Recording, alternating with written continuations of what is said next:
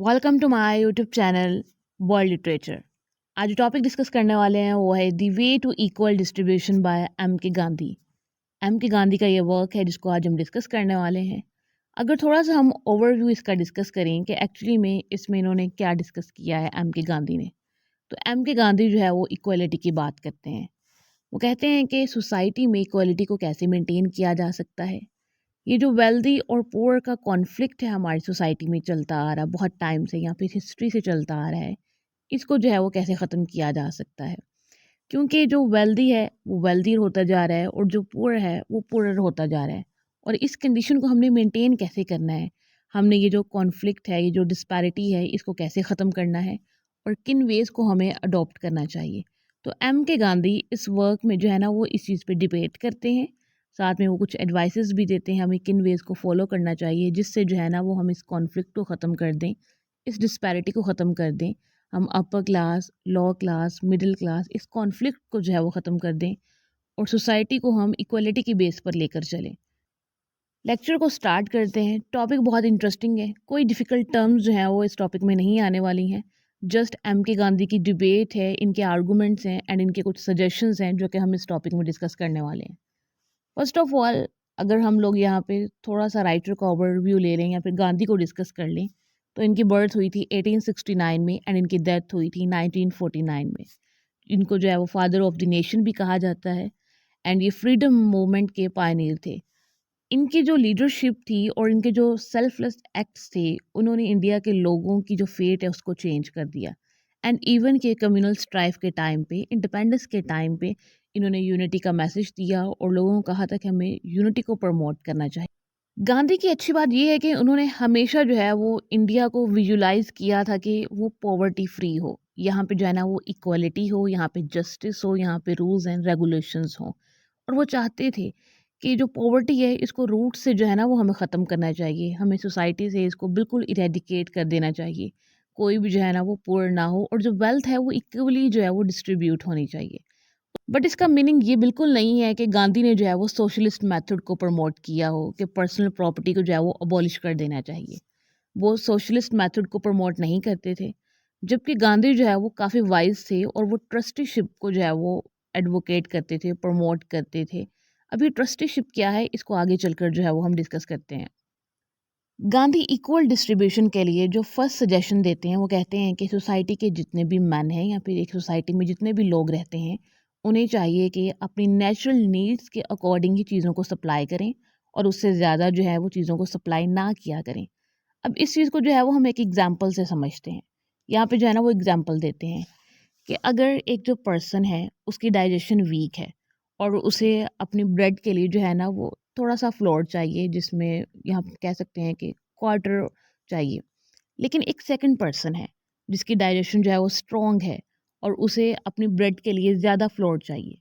तो इसका मीनिंग ये है कि इन दोनों को चाहिए कि वो एक दूसरे से शेयर करें और एक दूसरे की ज़रूरत को पूरा करें। कि अगर किसी को कम चाहिए तो वो कम रख ले और उसके पास ज़्यादा है तो वो दूसरे को दे दे। इससे दूसरे की नीड भी पूरी हो जाएगी और जिसके पास ज़्यादा है वो शेयर भी कर लेगा। तो इससे क्या होगा, इक्वलिटी प्रमोट होगी और उससे चीज़ें जो हैं वो एक इंसान के पास नहीं रहेंगी, वो दूसरे लोगों के पास जाएंगी और उनकी नीड्स भी जो हैं वो पूरी होंगी। इस तरह से आप एक दूसरे की नीड्स को सेटिस्फाई कर सकते हो, एक दूसरे की पोजीशंस को जो है वो सेटिस्फाई कर सकते हो। देन गांधी कहते हैं कि जो सोसाइटी नॉन वायलेंस बिहेवियर पे बनी होती हैं वो किसी और आइडियल को जो है वो एक्सेप्ट नहीं करती हैं। अब नॉन वायलेंस बिहेवियर कौन सा होता है? ये ऐसा बिहेवियर होता है कि जिसमें आप दूसरों का ख्याल रखते हैं, दूसरों की नीड्स की केयर करते हैं और आप अपनी वेल्थ को अपने पास जमा नहीं करते हैं। जो वेल्दी मैन है वो अपनी वेल्थ को दूसरों तक पहुंचाता है जो कि नीडी होते हैं, जो कि पुअर होते हैं। देन गांधी कहते हैं कि हमारी सोसाइटी में एक ये भी कॉन्सेप्ट है कि हर चीज़ के लिए जो है ना वो वेट किया जाता है कि एक इंसान जो है ना वो करना शुरू करे तो बाकी जो है वो उसकी तरफ देखकर उस काम को शुरू कर देते हैं। गांधी यहाँ पे कहते हैं कि हमें जो है ना वो ऐसा नहीं करना चाहिए, हमें इनिशिएटिव खुद लेना चाहिए, हमें फर्स्ट स्टेप जो है वो खुद लेना चाहिए। देन ही सोसाइटी हमें जो है वो फॉलो करना स्टार्ट करती है। तो अगर हम सोसाइटी में इक्वलिटी चाहते हैं तो हमें फर्स्ट स्टेप खुद लेना होगा, इनिशिएटिव हमें खुद लेना होगा, ताकि जो है वो दूसरे लोग हमसे इंस्पायर हों और वो इंस्पिरेशन लेकर हमें फॉलो करना शुरू कर दें। देन गांधी डिस्क्राइब करते हैं कि नॉन वायलेंट बिहेवियर को कैसे अडॉप्ट किया जा सकता है एंड नॉन वायलेंट बिहेवियर के थ्रू हम कैसे जो है ना वो प्रोग्रेस की तरफ जा सकते हैं। फर्स्ट ऑफ ऑल तो हमें इसे अपनी पर्सनल लाइफ में जो है ना वो लेकर आना होता है कि हमें जो है ना वो नॉन वायलेंस को प्रमोट करना है। हमें अपनी जो नीड्स हैं उन्हें मिनिमम से मिनिमम करना है, कि हमें अपनी बेसिक नीड्स रखनी चाहिए। हमें बहुत ज़्यादा वेल्थ जो है वो स्टोर नहीं करनी चाहिए, या फिर हमें ब्रांड्स को जो है वो बहुत ज़्यादा प्रमोट जो है वो नहीं करना चाहिए। हमें जितनी नीड है हमें उतनी ही चीज़ें लेनी चाहिए, उससे ज़्यादा जो है ना वो स्टोर चीज़ें नहीं करनी चाहिए, चाहे फिर वो मनी हो या फिर कोई भी एक्सपेंसिव चीज़ हो। एंड जो मोस्ट इम्पॉर्टेंट चीज़ इसमें है वो ये है कि आपने अपने माइंड में हमेशा पॉवर्टी को रखना है, कि हमारी इंडिया में जो है वो पॉवर्टी कितनी ज़्यादा है, सोसाइटी में पॉवर्टी कितनी ज़्यादा है। जब आप दूसरे लोगों को अपने माइंड में रखते हो तो आप फिर जो है ना वो हर चीज़ बहुत केयरफुली करते हो। देन गांधी कहते हैं कि एक जो ह्यूमन बीइंग है, एक जो इंडिविजुअल है जो कि किसी भी सोसाइटी में रहता है, उसकी जो अर्निंग्स हैं उसके अंदर कोई भी डिसऑनेस्टी नहीं होनी चाहिए, और उसके अंदर जो है ना वो स्पेकुलेशन की डिज़ायर भी नहीं होनी चाहिए। उसे अपनी सारी वेल्थ की जो डिज़ायर्स हैं उसे रिनाउंस कर देना चाहिए, ख़त्म कर देना चाहिए, और अपना एक सिंपल वे ऑफ लाइफ जो है वो अडॉप्ट करना चाहिए, ताकि दूसरे लोग भी जो है ना वो उससे फ़ायदा उठा सकें, बेनिफिट्स ले सकें, और पॉवर्टी को जो है ना वो ख़त्म किया जा सके रूट से। देन कॉन्सेप्ट आता है गांधी का ट्रस्टीशिप का। कहते हैं कि ट्रस्टीशिप ही एक ऐसा मेथड है जिसके थ्रू जो है वो हम पॉवर्टी को रिमूव कर सकते हैं, और इक्वल डिस्ट्रीब्यूशन के रूल को जो है वो फॉलो कर सकते हैं। अब ये जो ट्रस्टीशिप है ये एक्चुअली में है क्या? इसका मीनिंग ये है कि एक जो वेल्दी मैन है वो सिर्फ उतनी ही चीज़ पोसेस करे जितनी उसे नीड है, उससे ज़्यादा ना करे। या फिर हम ये कह सकते हैं कि अपने नेबर्स से ज़्यादा 1 रुपी भी जो है वो नहीं रखना चाहिए एक वेल्दी मैन को। देन गांधी जो है वो कुछ क्वेश्चंस भी यहाँ पे रखते हैं कि क्या ये चीज़ें हो सकती हैं नॉन वायलेंटली, और क्या जो एक वेल्दी मैन है उसे अपनी सारी जो पोसेशंस हैं उसे डिसऑन करना पड़ेगा, तभी ये सब कुछ जो है वो मेंटेन किया जा सकता है सोसाइटी में। तो वो यहाँ पे इसका सोल्यूशन भी देते हैं, इन क्वेश्चंस को जो है वो आंसर भी करते हैं। वो कहते हैं कि सबसे पहले तो जो है वो हमें वायलेंस को छोड़ना होगा। जब तक हम वायलेंस को नहीं छोड़ेंगे तब तक जो है वो हम सक्सेसफुल नहीं हो सकते हैं, हमारी सोसाइटी जो है वो प्रोग्रेस की तरफ नहीं जा सकती है। हमारी जो सोसाइटी है एक्चुअली में इसकी जो बेस है वो क्या है? वायलेंट एक्शन है। हम कोई भी चीज़ करते हैं या फिर हम इवन के पावर को भी गेन करते हैं तो वायलेंस के थ्रू करते हैं, और हम पावर का यूज़ भी करते हैं तो वो उसको वायलेंस के लिए करते हैं। वायलेंस एक मेन रीज़न है हमारी सोसाइटी के डाउनफॉल का। अगर हम वायलेंस को छोड़ दें तो जो वेल्दी मैन है वो वेल्थ को अकुमुलेट करना भी छोड़ देगा, एंड हमारी सोसाइटी जो है वो पुअर भी नहीं रहेगी। एंड गांधी कहते हैं कि जो नॉन वायलेंट बिहेवियर है ये एविडेंटली सुपीरियर बिहेवियर होता है, क्योंकि रिच मैन के पास जो पोसेशंस होती हैं, जो उसके पास वेल्थ होती है, जो उसका बैंक बैलेंस होता है, वो उसको अपनी रिक्वायरमेंट के अकॉर्डिंग जो है वो यूज़ कर लेता है। अब जिसके पास एक्स्ट्रा होता है वो उसको एज अ ट्रस्टी यूज़ करता है, और वो दूसरे लोगों तक पहुंच जाता है, जो नीडी होते हैं, जो पुअर क्लास होती है, उन तक पहुंच जाता है। इससे क्या होता है? सोसाइटी में जो है वो बेटरमेंट आती है, इक्वालिटी आती है, एंड जो पॉवर्टी है वो रूट से ख़त्म होती है इस वे को अडॉप्ट करके। देन गांधी कहते हैं कि जब तक एक इंसान खुद को सोसाइटी का सर्वेंट नहीं मानता है तब तक जो है ना वो सक्सेसफुल नहीं हो सकता है, तब तक वो अपनी लाइफ में कोई भी अचीवमेंट जो है वो नहीं कर सकता है। तो हर इंसान को चाहिए कि वो खुद को सोसाइटी के बेनिफिट के लिए यूज़ करे, या फिर खुद के रिसोर्सेज को सोसाइटी के बेनिफिट्स के लिए यूज़ करे, ह्यूमैनिटी के बेनिफिट्स के लिए यूज़ करे, एंड अहिंसा के वे को यूज़ करे। अब ये जो अहिंसा का वे है ना, ये एक ऐसा वे है जिससे आपकी अर्निंग्स में जो है वो प्योरिटी आ जाती है, ऑनेस्टी आ जाती है, और इससे आपका जो माइंड है वो भी चेंज हो जाता है, आपकी लाइफ जो चेंज हो जाती है, आपका वे ऑफ लाइफ चेंज हो जाता है, सोसाइटी में पीस आ जाता है, रेवोल्यूशन आ जाता है, और कोई बिटरनेस भी जो है वो नहीं होती है। लेकिन गांधी कहते हैं कि कुछ लोगों का मानना ये है, कुछ लोगों का बिलीफ ये है कि जो अहिंसा है इसको जो है वो रोकना चाहिए, एक वेपन है और इसको सोसाइटी से जो है वो ख़त्म करना चाहिए। बट गांधी कहते हैं कि ये एक रॉन्ग बिलीफ है। एक्चुअली में अहिंसा जो है ना ये एट्रीब्यूट ऑफ सोसाइटी है, इससे सोसाइटी में पीस आता है, प्रोग्रेस आती है। गांधी कहते हैं कि लोगों को कन्विंस करने के लिए कि यही ट्रूथ है, अहिंसा को अगर आप फॉलो करें, अगर आप इक्वलिटी को फॉलो करें, और अगर आप ट्रस्टीशिप को फॉलो करें, तो आप सोसाइटी से पॉवर्टी को ख़त्म कर सकते हैं। आप ये जो डिस्पैरिटी है अपर क्लास की एंड पुअर क्लास की, इसको ख़त्म कर सकें। इसके लिए मुझे बहुत सारी एफ़र्ट्स करना पड़ी, एंड मुझे बहुत सारी एक्सपीरियंसेस भी करना पड़े, ताकि मैं लोगों को जो है ना वो ट्रस्ट दिलवा सकूं, کہ اگر آپ ان چیزوں کو فالو کریں گے تو آپ جو ہے وہ پروگریس کر سکتے ہیں. دین گاندھی ایک فیمس اگزامپل دیتے ہیں. کہتے ہیں کہ ریلیجن کو ہمیشہ جو ہے نا وہ ریموو کرنے کی ٹرائی کی جاتی ہے. ہر سوسائٹی میں کچھ ایسے لوگ ہوتے ہیں جو کہ ریلیجن کو ریموو کرنا چاہتے ہیں, اسے جو ہے نا وہ ختم کرنا چاہتے ہیں.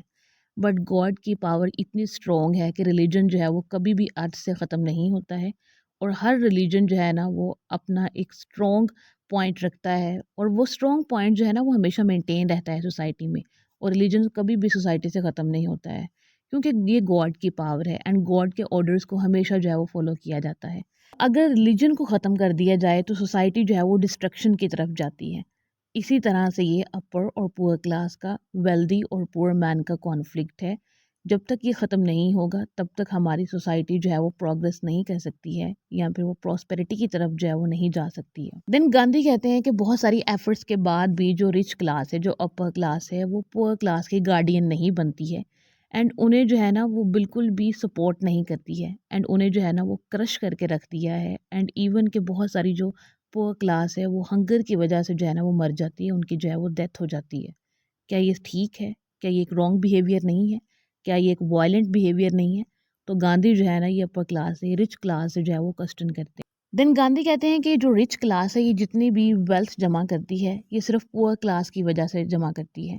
جب تک پور کی کوپریشن نہیں ہوگی تب تک یہ جو رچ کلاس ہے یہ ویلدی نہیں ہو سکتی ہے, ان کے پاس ویلتھ جو ہے وہ جمع نہیں ہو سکتی ہے. تو پور کلاس میں بھی کہیں نہ کہیں جو ہے نا وہ فالٹ ہے. اس کے بعد جو ہے نا وہ وائلنس کو ڈسکرائب کرتے ہیں. کہتے ہیں کہ انسان کی نیچر میں جو ہے نا وہ وائلنس رکھی گئی ہے, کیونکہ انسان کی پہلی نیچر کیا تھی؟ اینیمل کی تھی, اور اینیمل کی نیچر میں جو ہے نا وہ ہمیشہ وائلنس ہوتی ہے. انسان اینیمل سے مین کی طرف آیا. ہیومن بینگز کی پہلی جو سٹیٹس تھی وہ اینیملس کی تھی, اس کے بعد انہوں نے نالج کو گین کیا ہے, اور نالج کو گین کر کے سلولی جو ہے نا وہ گرو کیے ہیں, اور ان کی جو گروتھ ہے وہ ابھی تک کنٹینیو ہے. گاندھی کہتے ہیں کہ اگر یہ نالج جو ہے وہ پورز میں بھی آ جائے تو وہ اس چیز کو جو ہے وہ خود ختم کر سکتے ہیں, یہ رچ کلاس کو جو ہے وہ خود ختم کر سکتے ہیں. وہ نان وائلنس بیہیویئر کے تھرو جو ہے نا وہ اس چیز کو ختم کر سکتے ہیں, کیونکہ پورز ہی جو ہے نا یہ رچ کلاس کو سپورٹ کرتے ہیں, ان کے لیے لیبر ورک کرتے ہیں, تبھی جو ہے وہ رچ کلاس اور زیادہ جو ہے وہ ویلدی بنتی ہے. اگر پورز کے پاس تھوڑا سا نالج آ جائے, انٹیلیجنس آ جائے, تو وہ کبھی بھی جو ہے نا وہ رچ کلاس کو پروموٹ نہ کریں, ان کے لیے کام نہ کریں, اور سٹارویشن کی ورڈز تک نہ پہنچے. جو مین چیز ہے وہ یہاں پہ یہ ہے کہ پور کے پاس نالج نہیں ہے, ان کے پاس انفارمیشن نہیں ہے, انہیں کوئی گائیڈ کرنے والا نہیں ہے کہ انہیں جو ہے نا وہ کون سے ویز جو ہے وہ اڈاپٹ کرنے چاہیے.